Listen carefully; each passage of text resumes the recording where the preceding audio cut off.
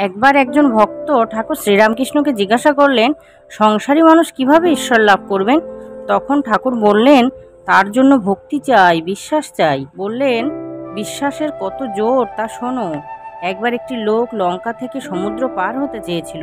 বিভীষণ তখন লোকটির ঠোঁটে একটি পাতা বেঁধে দিয়ে বলল, তোমার ভয় নেই, তুমি বিশ্বাস করে জলের উপর দিয়ে হেঁটে চলে যাও, তুমি নির্বিঘ্নে ওপারে পৌঁছে যেতে পারবে, কিন্তু খুলে দেখো না যেন।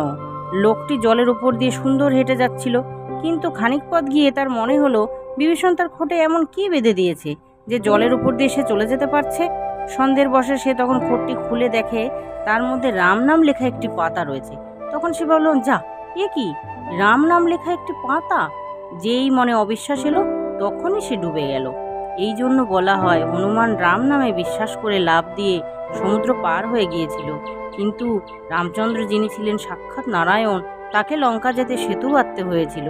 ঠাকুর তখন বললেন, ঈশ্বর বিশ্বাস থাকলে মহাপাপীও উদ্ধার হয়ে যায়।